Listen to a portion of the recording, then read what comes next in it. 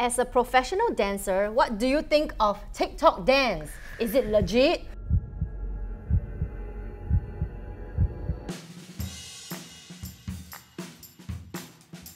Yo, what's up guys, this is Alif Aircho. I'm a dancer, choreographer, and I've been dancing for 17 years. And how I got into dancing is because I was inspired by my brother when he competed first back in about 2004, 2003. So I tried it. It was first a hobby, but then it became a profession. Hi, I'm Ahlee, and so I've been dancing for about 16 years, but I have held a few full-time positions before this, which was more corporate.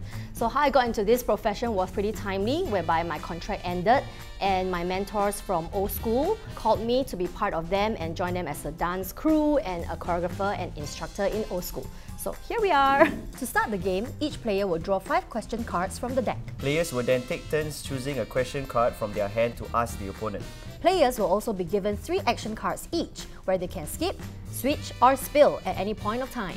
For skip, you can skip the question. For switch, you can get your opponent to answer the question instead. For spill, you can get to ask a follow-up question. What is your go-to move when you run out of ideas? I think everybody knows is this twirling move here. I also learned really, but I do a variation, real weird one. What is the worst injury you've gotten from dancing? Yeah. Honestly, I have never gotten a very serious injury, touch, and I same. hope this will continue. All my injuries are not from dance. In the house, you know, hit the toe in the sofa. As a professional dancer, what do you think of TikTok dance? Is it legit? I feel it's just a good start. Like if you're starting out and you really like dance, TikTok is a platform. But there's so much more to dance than just moving your body in front of a camera. I think the real journey comes when you start going into like dance studios, learning a certain genre, or even joining like your school CCAs and starting to learn the real hardship of dancing rather than just everyday. Previously, when maybe TikTok SG just started, so they asked me to come on board to also post some stuff. So I teach K-pop in a studio as well. So I posted K-pop because I thought like K-pop is trending and stuff. So once I posted the stuff, I realized that they got a lot of views. Then I got a lot of haters. The hate comments were like, she's going crazy. Wow, wrong.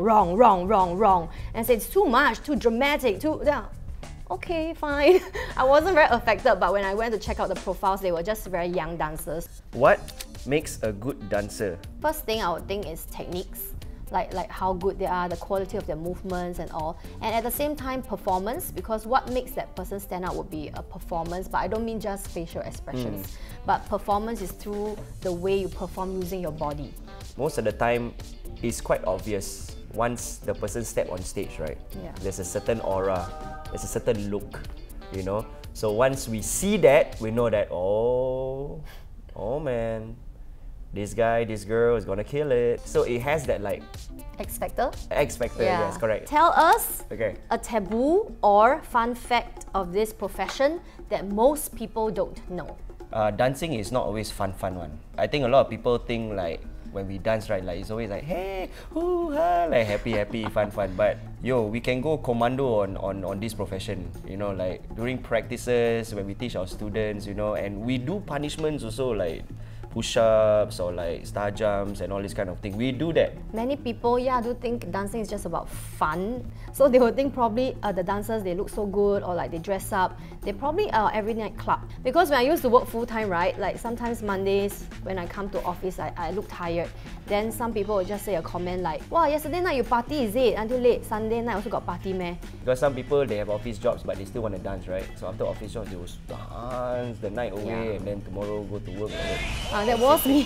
that was her. True or false? To make a name for yourself, you need to win competition. Wow. I'm sure for this competition thing, Alif can be a better one on this. For competitions, I mean, I grew up being very competitive. Like every competition you go, if you don't want to win, don't join.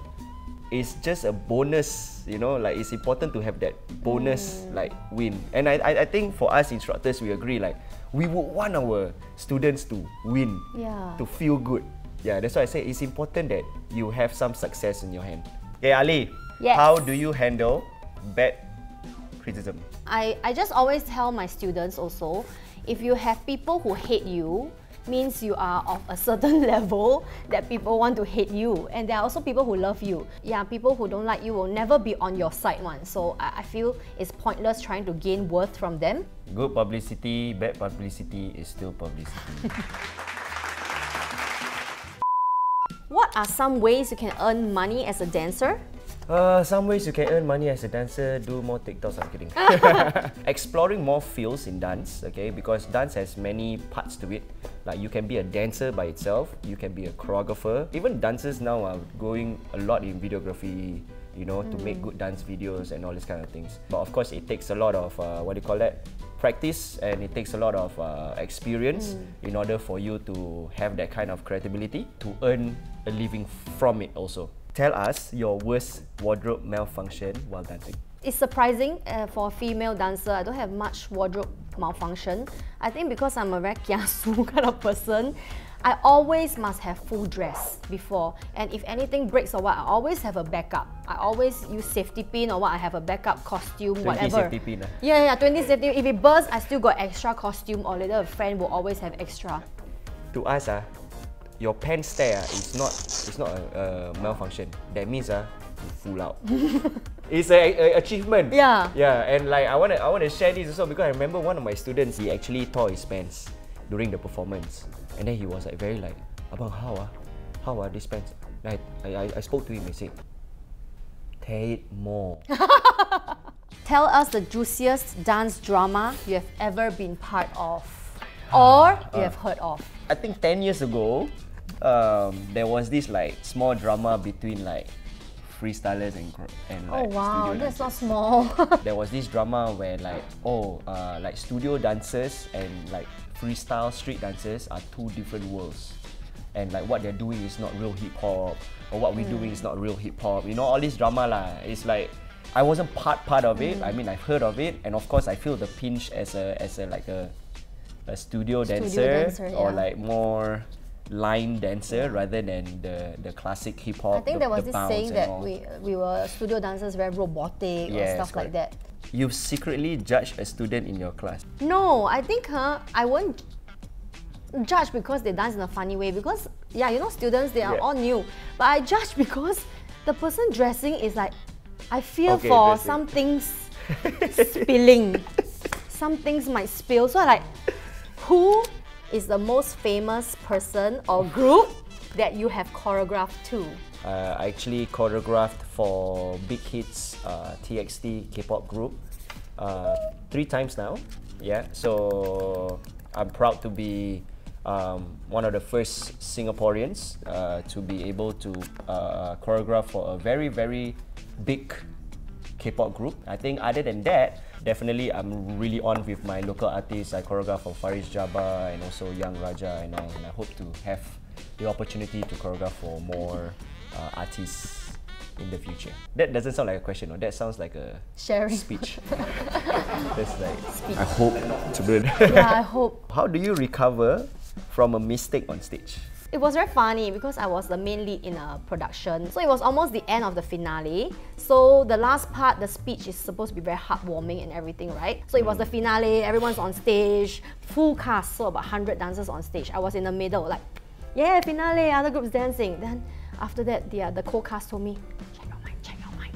Then I'm like, oh, it's not working. So I had to dance the choreo into the side wing and then change. Then I had to be in the center for the next part. I danced while other people hype. I danced that same choreo with big traveling step back to the center. Then like, so then I continue with my script. Tell us your worst experience with a client or a student. I had a student walk out of practice and walk out from the group 5 days before competition. So I was practicing with them, everything was normal, and then I went off early and then say, continue your self-practice. And then after the whole practice, then they give me a call saying that, oh, this guy, he just walked off because we were telling him like, oh, this one is not right, not clean. You got to do like this, go like do like this. Then I think he wasn't. He was unhappy. Then I said, then how are you coming back to practice? I said, no, I think I want to quit. Like, oh, he quit the group. Yeah, I was like, what? There was this student, because we, sometimes we are like, can get close to students, so we were like just friends, okay, friends. Then suddenly during a recital, I was choreographing this whole thing, and then he's also part of the group. Suddenly he came to ask me after the rehearsal very emotionally, Ahlee, why you never put me in the center? Whoa. I think right, if I kena like that, I will shoot the question back. He asked me, he said, why you never put me center? He said, you think you're good enough to be center? This whole journey just took us through our whole dance journey as well in this 1 hour. So I think it's great. Yeah, same as Alif. I think I understand him more, and I realized like we are more on the same page than I used to think. It's very good to, what do you call that, look into our dance scene and see how we can further push our professions as a dancer. Thank you so much guys for watching this episode of Spill It. If you really enjoyed it, don't forget to subscribe. See you guys soon. Bye bye. Subscribe.